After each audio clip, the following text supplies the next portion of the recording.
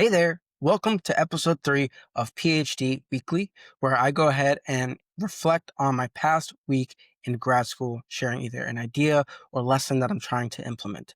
And so this week, week 3, focusing on building out my PhD operating system. Now, what exactly does that look like? I'll go into that in a moment, but first, feelings update.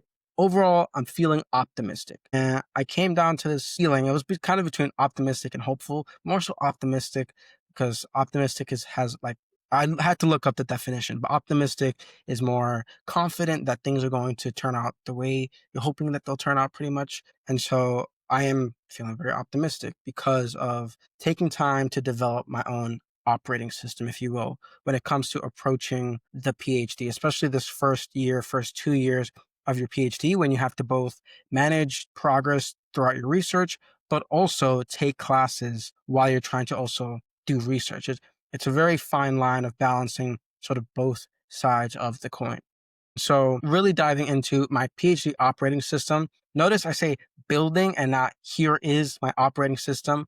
I'm still trying to develop this out as I go along. So I'm going to share with you some like great highlights of what that's worked for me, as well as some that I'm still testing out. So first of all, I've really been struggling in terms of whether or not I'm making appropriate progress in classes and in research, just because a lot of the time, once the classes get difficult, you spend a lot of time outside of your classes trying to self-teach yourself the class material, but then that's time you're not spending towards making progress in your research side.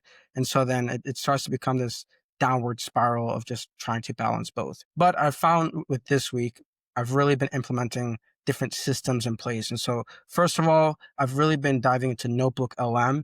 In case you're not aware of NotebookLM, you never heard of it, NotebookLM is a research and note-taking tool where you can use AI to go ahead and plug in various different resources, and then NotebookLM will go ahead and create a short, summarized 10-minute video, as well as a 15 to 20-minute podcast version of the various sources and material that you input, so like that you can go ahead and review the key highlights, the key concepts you really want to take away from whatever material you give it. And so I have been using this a lot for my past lectures. I may or may not be using it with different sources out there in terms of chapters that cover various topics that I want to go ahead and learn more about. But I would highly recommend taking whatever lectures you have, taking maybe whatever chapters from whatever textbook you use, allegedly doing this, and go ahead and put it into a NotebookLM and see what it spits out, try it out, see if that works for you. I think NotebookLM has been really great, a real big game changer in terms of reviewing lecture materials, in terms of reviewing before going in to read a paper or going to go ahead and take a quiz or whatnot. Using NotebookLM has definitely been very helpful. It's not going to give very specific, detailed, exact material from the resources you give it, right? It's going to be a little off, but the idea is that it is able to figure out the key points that you want to go ahead and review based on the material you give it, as well as it shapes a lot of this material into a cohesive story so that it sticks with you as you learn the material. And so I've really enjoyed NotebookLM. I'm still figuring out how to use it. It's only been a few days now. And so I'm still toying with it, playing with it, taste testing, and experimenting with NotebookLM, but I would highly recommend it. Then I'm using Teams and Outlook really for my scheduling. So Teams and Outlook have just been enforced by the institution. So I'm really trying to lean into it, to use it. And so, yeah, just using Teams and scheduling meetings and whatnot. Actually, I've been using Outlook really, or I guess the calendar feature in Outlook to go ahead and plan like all day events in my schedule, and using that as a way to see what are the key tasks or homeworks or quizzes or papers that I need to be ready for or prepare for throughout the week. So like that, like for example, if I have a homework due Friday, I'll put, okay, like let's say Wednesday all day, I'll go ahead and put homework one due Friday. And so I know, okay, the priority for Wednesday is to get the homework done. So like that, it's done by Friday. I'm trying that out, seeing if that works for me. I've tried different like calendar apps. I've tried physical paper. I'm still also using the bullet journal method. That's been helpful, but I like to have like one digital place when I'm like need to look up times for like, oh, if I need to hop into a meeting or if I'm going to make a commitment for other things. I like something that's really quick to just go ahead and just see it digitally. So I'm trying that out as well as the bullet journal method.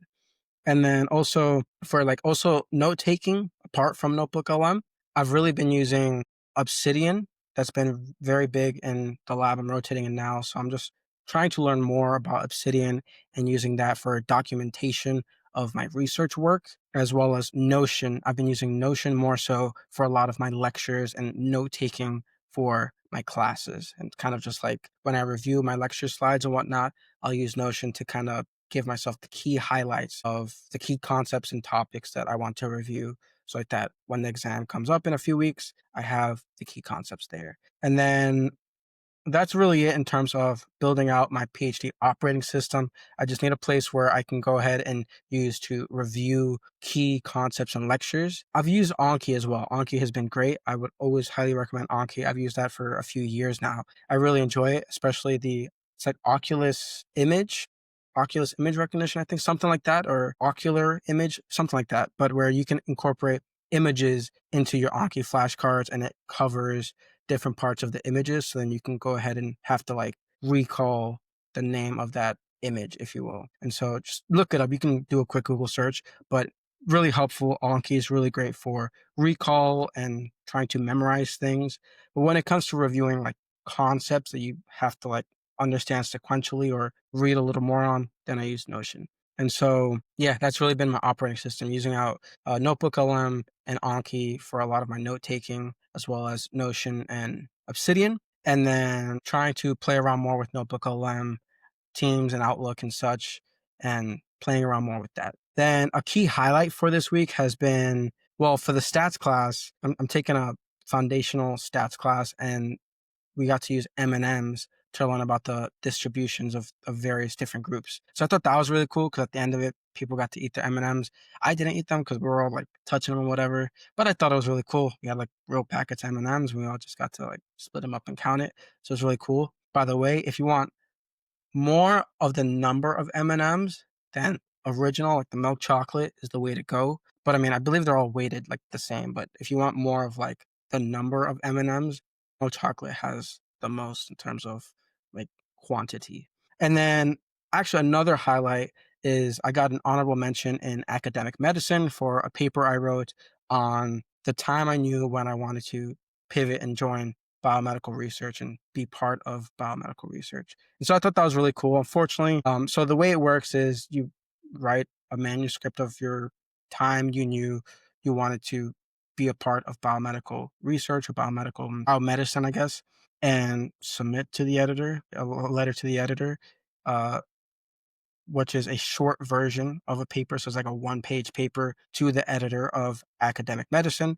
And they go ahead and just review all the papers that get sent to them. And then they just kind of pick like their favorite ones. And so with an honorable mention, that just is more so of like, it was like a favorite one, I guess, but it wasn't like enough to like, I guess, be published type of thing. But it was good enough to like say, hey, we'll give you a mention in the journal. So it's pretty cool. I mean, that just means, I can keep working on my writing, but I'm definitely on the right track in terms of developing my writing skill sets. So I still think it's pretty cool getting an honorable mention in academic medicine. I mean, that's cool. And then a stressor has been just really going back to, am I making enough progress really? I had my one-on-one for my rotation, and that was a great reminder of, any progress is better than no progress. And I'm really loving the project that I'm working on right now. It's like a tool for like metagenomics. I'll leave it at that. And I'm really enjoying the overarching project. It's just, again, time outside of classes is really spent towards like self-teaching myself the material that I'm supposed to be learning in classes. And so, yeah, so, it's not as much progress as I'd like to be making, but again, progress is progress, but making enough progress both in classes and in research. So as I mentioned, research is just kind of take whatever time you can, but also in classes in terms of, I know I have an exam coming up, so I'm just trying to make sure I'm staying consistent each day with reviewing, studying, like the most important thing or the area where I'm like the weakest in terms of my classes, so I can be best prepared for when quizzes and exams do pop up. That's really just been like the big stressors, making sure I'm keeping up to date with all the previous material and any current material at the moment, and just keeping up with that on top of reading papers, making progress in research, taking care of, my mental, physical state. That's been good. Yeah, piece of cake, right? Just manage like 5, 10 different things at the same time and you'll be good, right? Anyway, so yeah, so that has been my week building out my PhD operating system, feeling optimistic. And yeah, thank you so much for tuning in. Look forward to seeing you next week. Take care.